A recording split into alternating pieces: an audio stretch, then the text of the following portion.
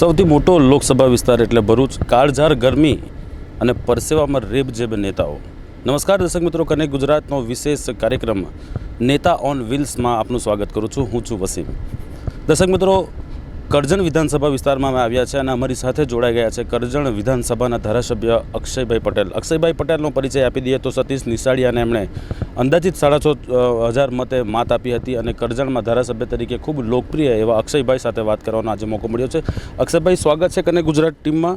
અને સૌપ્રથમ સવાલ કે દિનચર્યા કેવી રીતે શરૂ કરો છો? કેટલા વાગે ઉઠો છો? કેટલા વાગે સૂવો છો? ગરમીનો માહોલ છે. ગરમીનો માહોલ છે અને લગભગ સવારે મારે 7:30 અહીં ઓફિસે આવી જવાનું હોય છે, એટલે ત્યાર પહેલાં સવારમાં 6-6:30 ઉઠી અને અમારા પ્રમુખો સાથે પૂરા રાત્રિ દરમિયાન જે થયેલો હોય પ્રોગ્રામ એની ચર્ચા કરી અને આગળનું આયોજન અમે લગભગ 7:30-7 વાગે અમારા પ્રમુખો સાથે ચર્ચા કરીને આગળનું આયોજન અમે કરતા હોય છે. અક્ષયભાઈ, કેટલા વાગે રાત્રે સૂવાનો મોકો મળે છે તમને? લગભગ રાત્રે 12-12:30 સુધી તો અમારે અહીંયા આગળ કરજણને આજુબાજુના ગામડાઓમાં હાજરી આપવી જ પડે છે. ત્યાર પછી ઘરે જઈએ છીએ. લગભગ 1-1.5 વાગે સૂઈ જઈએ અને સવારમાં અમારે 6 વાગે કાર્યક્રમમાં જોડાઈ જવું પડે છે. અક્ષયભાઈ, કયા મુદ્દા લઈને લોકસભાની જો ચૂંટણીની વાત કરીએ તો કયા મુદ્દા એવા છે જે લઈને જનતાની સમક્ષ તમે જાઓ છો? અત્યારે ખેડૂતોનો સૌથી મોટો મુદ્દા છે, કારણ કે ખેડૂતો જ્યારે પાક પકવતા હોય છે એને મૂલ્યના ભાવ મળતા નથી. એનો એક મુદ્દો છે. રોજગારીનો મુદ્દો છે. આજુબાજુ ઇન્ડસ્ટ્રી કંપનીઓ આવેલી છે પણ સ્થાનિક લોકોને રોજગારી મળતી નથી. એ મુદ્દો લઈને અમે અત્યારે પ્રજા વચ્ચે જઈ રહ્યા છીએ. અક્ષયભાઈ, કાળઝાળ ગરમી છે, ખૂબ ગરમીનો માહોલ છે. છેલ્લા 10 દિવસમાં જે પારો છે એ 40-45 ડિગ્રીના વચ્ચે રહે છે. કેટલું શક્ય હોય છે આ કેમ્પેનિંગ કરવાનું આટલી ગરમીની અંદર? પબ્લિક મળી રહે છે બપોરનો સમયે જ્યારે તમે નીકળો છો? બપોરના સમયે અમારે બ્રેક રાખવો પડે છે, કારણ કે બધું ખેડૂત પ્રધાન આખો વિસ્તાર છે. ખેડૂતો જ છે. ટોટલી મારી વિધાનસભાની હતી સૌથી વધારે ખેડૂતોની વસ્તી વધારે હોય, એટલે બપોર દરમિયાન એ સવારમાં ખેડૂતો વહેલા ઉઠતા હોય અને બપોરે 2 કલાક આરામ કરતા હોય. એ દરમિયાન અમારે બ્રેક પાડી અને અમારી બીજી જે ઓફિસની કાર્યવાહી હોય એ કાર્યવાહી કરવા માટે અમારે 2 કલાક ટાઈમ આપવો પડે છે. લોકપ્રિય છો એટલે ઘણા નેતા, ઘણા કાર્યકર્તાઓ, ઘણા સમર્થકો મળતા હશે, સેલ્ફીઓ લેતા હશે, તમારી સાથે હાથ મેળવતા હશે. કેવો અહેસાસ થાય છે અક્ષયભાઈ જ્યારે આવો પ્રેમ મળતો હોય છે નેતાને? લોકોનો પ્રેમ જોઈને ઘણો બધો આનંદ થાય છે, પરંતુ અમે જે અત્યારે જે રૂલિંગ પાર્ટી છે બીજેપી, એ આજે સ્થાનિક મુદ્દા ઉપર ધ્યાન આપતી નથી અને લોકોની નારાજગી છે.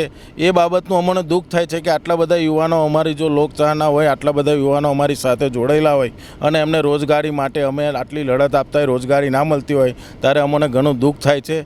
અને એ બાબતે જ અમે સરકારને કહેવા માગીએ છીએ કે સ્થાનિક લોકોને રોજગારી મળે એવો એક કાર્યક્રમ સરકારે અપનાવવો જોઈએ.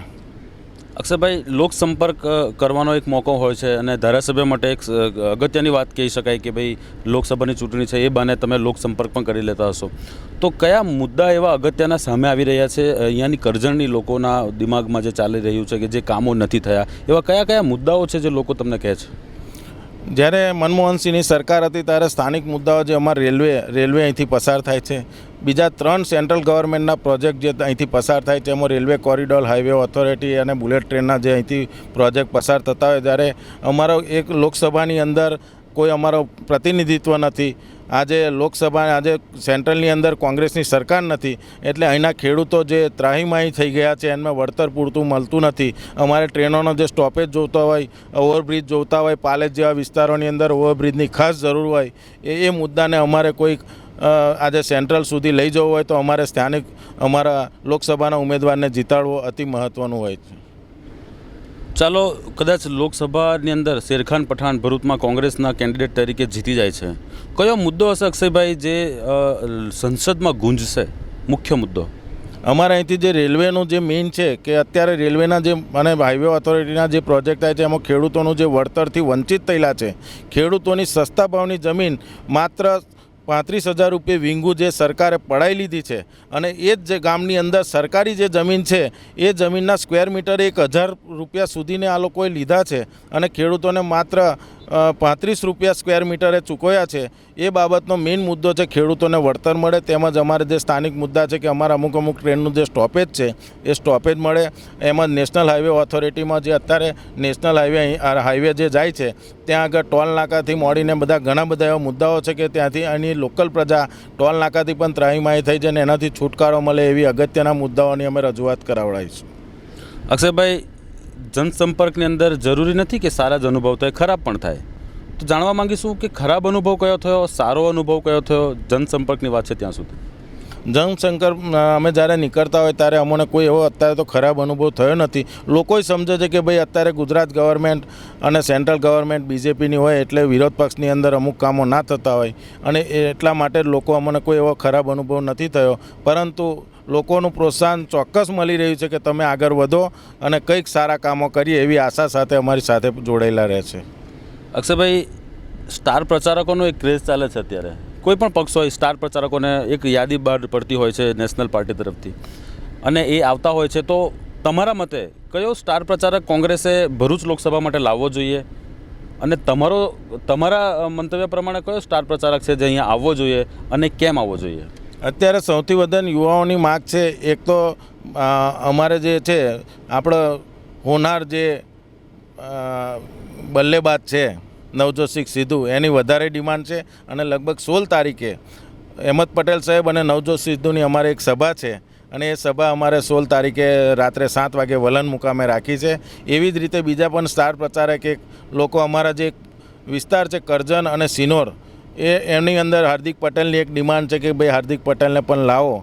તો ચોક્કસ અહેમદ પટેલ સાહેબ છે એટલે અમને વિશ્વાસ છે કે આનાથી પણ બીજા સ્ટાર પ્રચારક આવશે અને બીજો પ્રોગ્રામ થશે.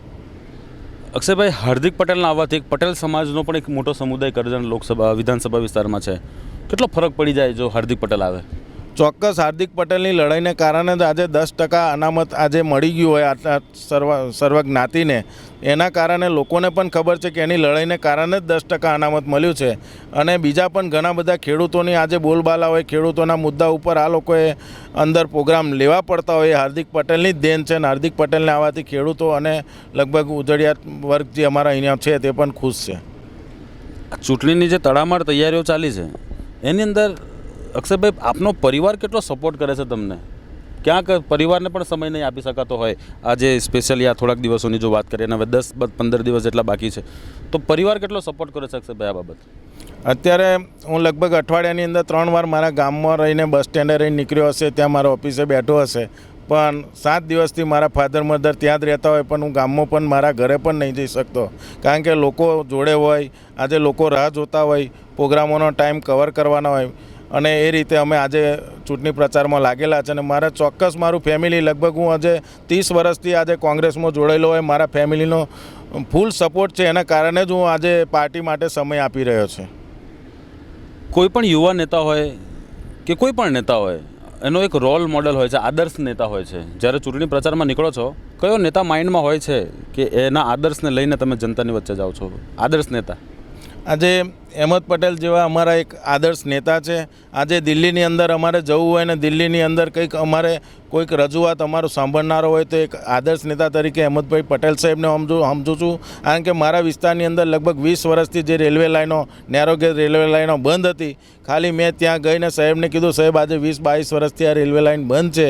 તો એમને એક જ અવાજે તે વખતે ભરતસિંહ સોલંકી રાજ્ય કક્ષાના રેલ મંત્રી હતા અને ભરતભાઈને ફોન કરીને કીધું કે 7 દિવસની અંદર આપણે આ રેલવે લાઈન ચાલુ કરવાની છે. અને 7 દિવસની અંદર રેલવે લાઈન ચાલુ કરી અને એટલો આદેશ આપવામાં આવ્યો હતો ડીઆરએમમાં કે ભાઈ એની લીલી ઝંડી માટે અક્ષય પટેલને બોલાવવાનો. એટલે એવા આદર્શ નેતા આજે અત્યારે એનાથી વધારે કોઈ નથી એમ.